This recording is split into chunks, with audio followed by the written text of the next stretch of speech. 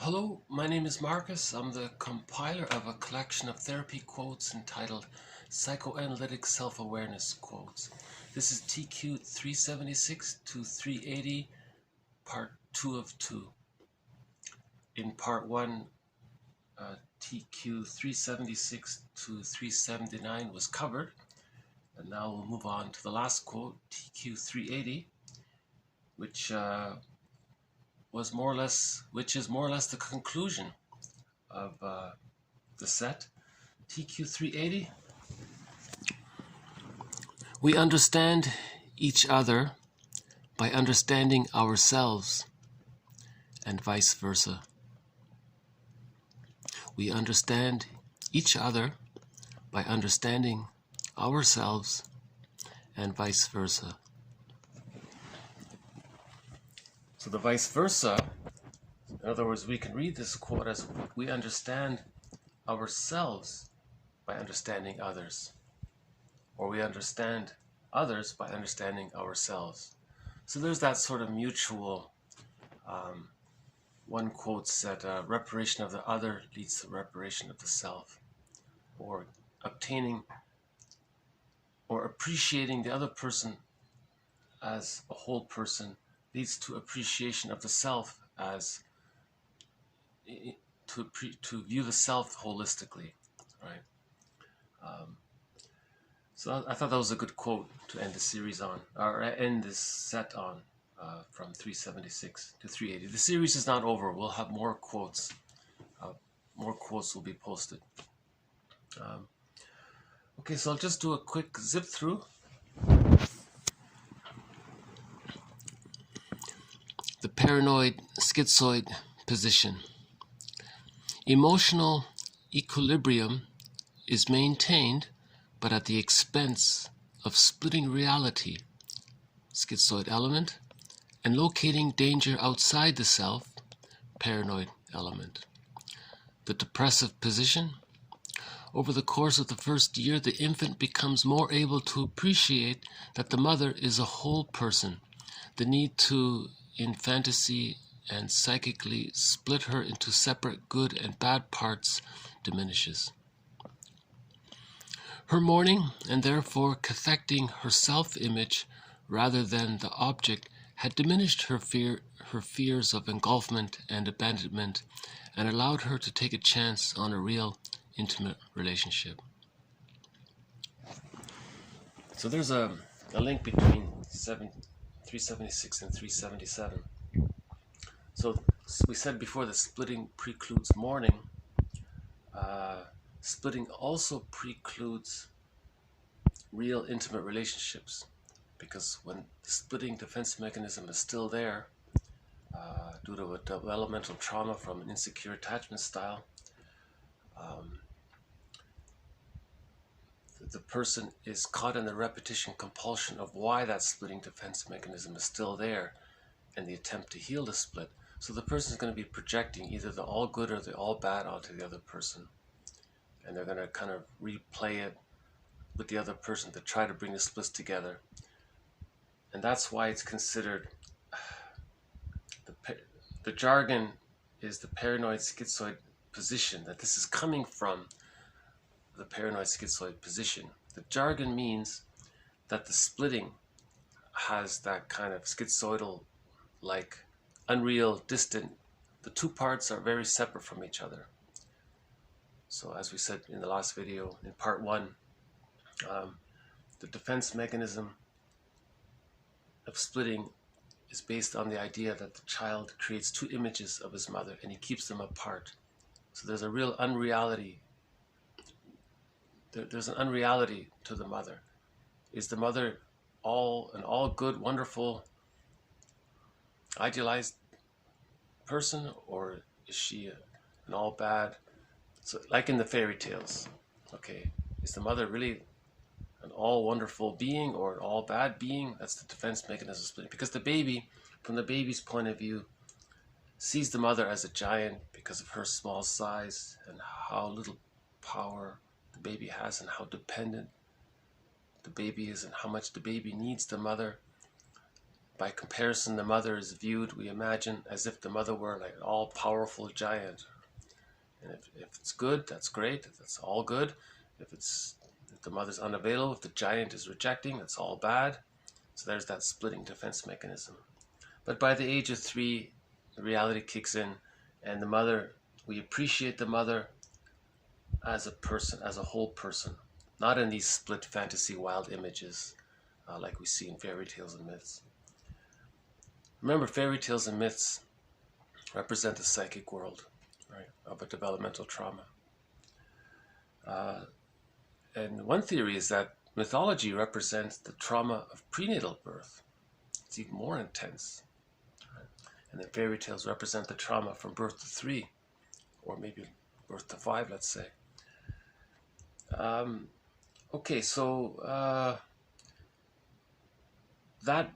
so splitting precludes close relationships, because in a close relationship you feel safe.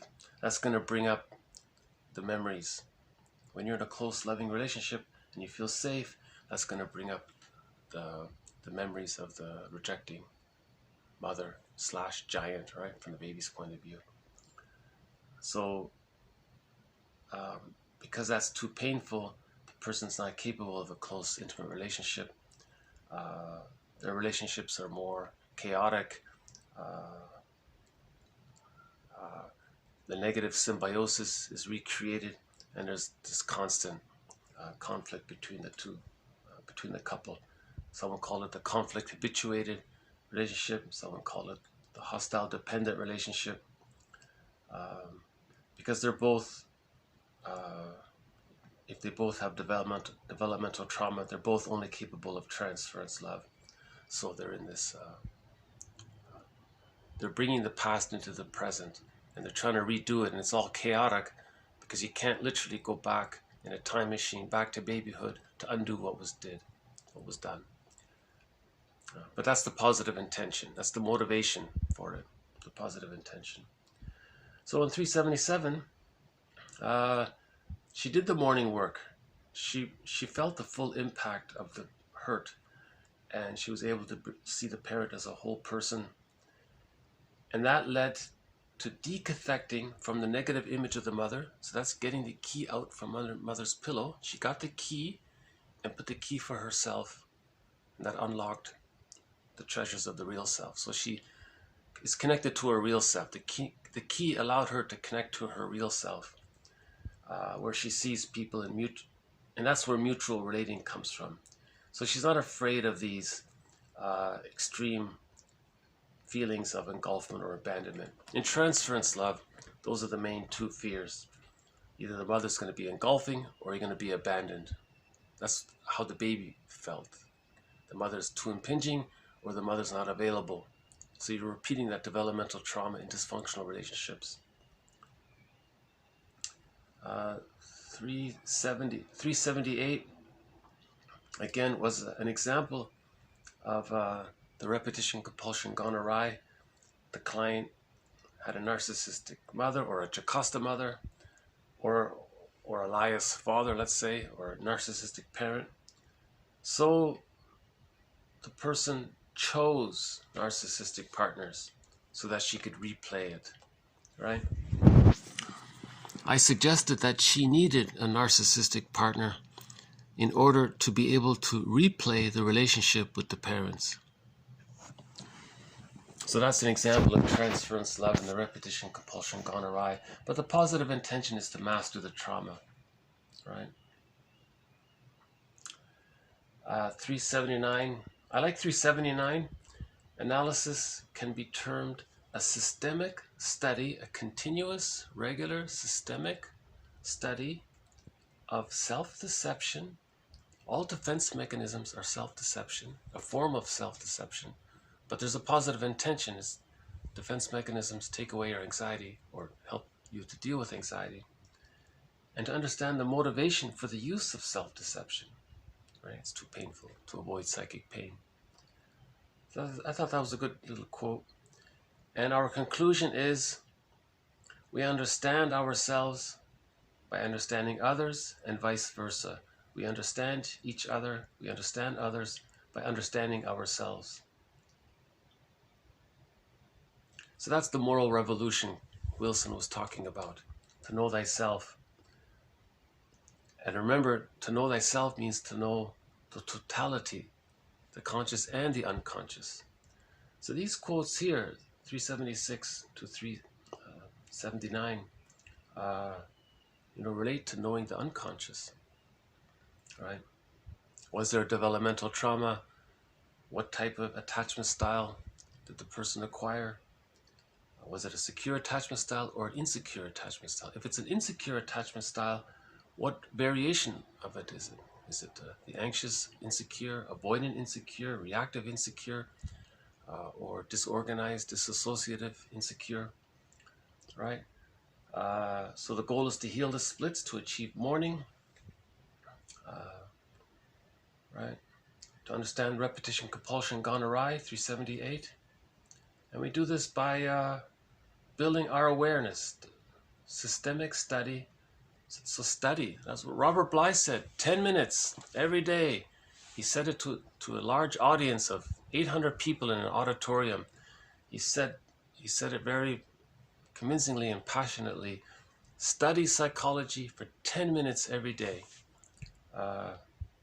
Never mind that some of the early authors of psychoanalysis were mama's boys.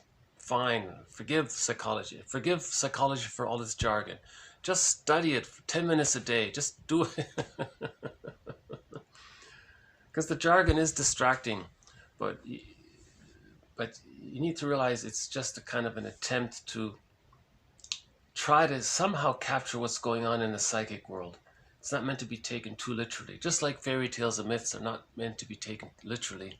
Some of this jargon is not meant to be taken literally. It's just trying to capture what's going on the inside. Yeah, big topic, huh? One therapist said he spends the whole time just trying to heal the splits in his clients, just trying to face that deep ambivalence, to see people as ordinary people, to reach Ubuntu.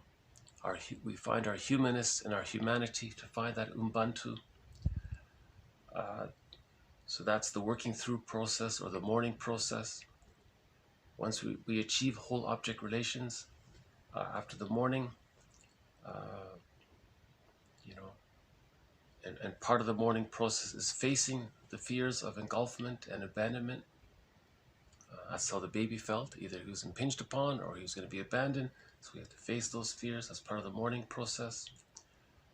One therapist said all therapy is really mourning. But you have to build the ego. You have to study the defense mechanisms. Okay, I guess I'll just leave it at that. So thank you. This has been TQ 376 to 380 Part 2. Part 1 is available as well. And this Part 2 just follows up on Part 1. And this Part 2 includes the conclusion. We understand each other by our understanding ourselves. Remember what the previous quote said? If we're a stranger to ourselves, we feel estranged to others. And we had all those quotes in the past about getting to know the stranger within, the one that walks with you, who is not you, but he's you. As the Machado said that. And getting to know the secret self, the inner child of the past. All these phrases, the secret self, and all that is just another way of saying the unconscious. It's just the word unconscious, the id, the unconscious. There are dozens of phrases and terms we use to describe the unconscious. So we get to know the unconscious means we get to know the stranger within. We get to know the one that walks with us, who's not like us, but is us. We get to know the secret self, the inner child of the past, who's the guardian of the feeling self. We get to know the contents of the bag we drag behind us, the contents of the bag, everything we put in it by the age of 5 or high school finishes it. Robert Bly says by high school, so much of who we really are is put in this bag. And we spend the rest of our lives trying to get it back out and reintegrating it and rediscovering it for ourselves. So